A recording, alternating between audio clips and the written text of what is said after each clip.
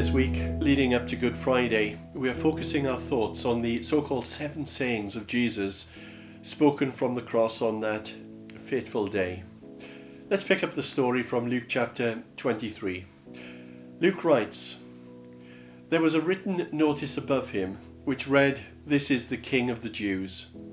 One of the criminals who hung there hurled insults at him. 'Aren't you the Messiah? Save yourself and us.' But the other criminal rebuked him. 'Don't you fear God,' he said.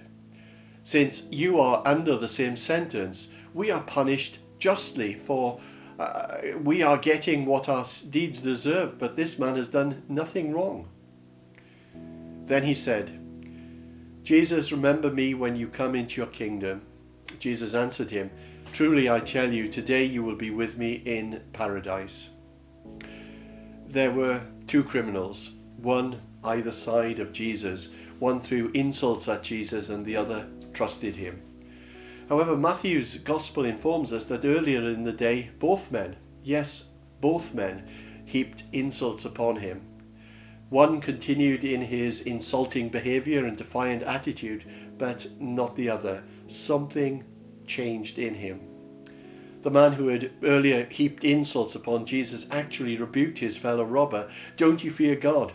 We are getting what we deserve.' But this man, referring to Jesus, has done nothing wrong."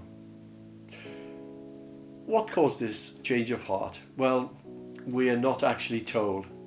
But after reading what Peter, the disciple of Jesus, wrote some years later, I think I get it. Peter wrote of Jesus, saying, "When they hurled insults at him, he did not retaliate. When he suffered, he made no threats. Instead, he trusted himself to the one who judges justly." No retaliation, no reciprocal threats, no angry response, just trusting God. And as we heard in yesterday's saying, Jesus prayed, "Father, forgive them, for they do not know what they are doing." But who was Jesus praying for? The Roman soldiers who treated him so cruelly? The Jewish leaders who conspired against him?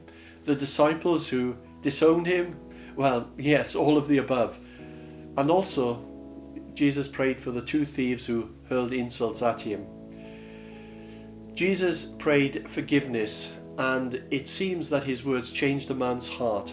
Then this man said to Jesus, "Remember me when you come into your kingdom." Jesus answered him, "Truly I tell you, today you will be with me in paradise." Now, many words have been written about this word paradise and how does it fit into life after death. Is it heaven that Jesus was speaking about? Is it some other place? And so often in our concern for precise definitions, we miss the elephant in the room and we miss out on what Jesus actually said. We can miss those all-important words. Today, with me. If anything, this short exchange tells us that what we know is not nearly as important as our trust in Christ. It is more important to have a living faith in Christ than a PhD in theology. The Bible teaches us that we are justified by our faith, not by our belief in justification by faith.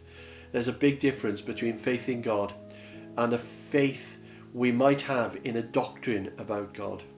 The guy who reached out to Jesus knew nothing about Christian theology and knew very little, if anything, about Jesus or the way of salvation or baptism or the church.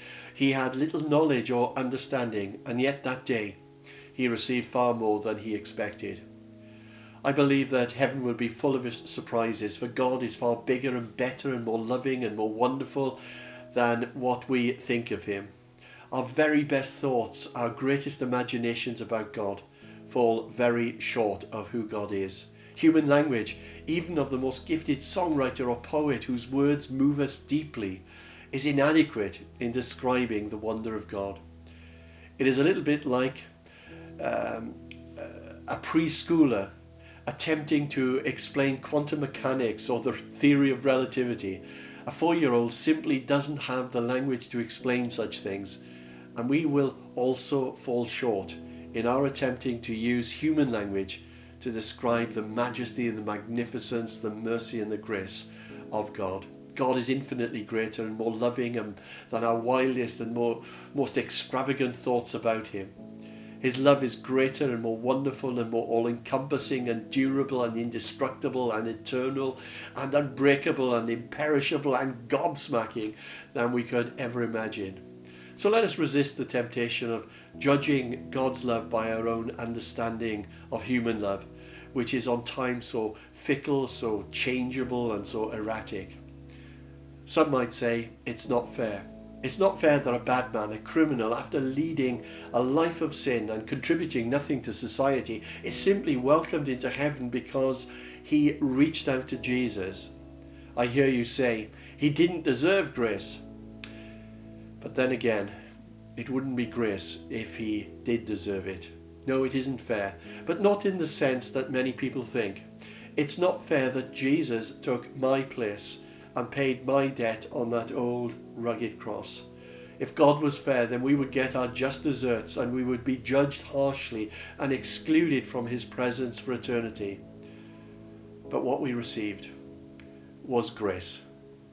And God's grace is simply amazing.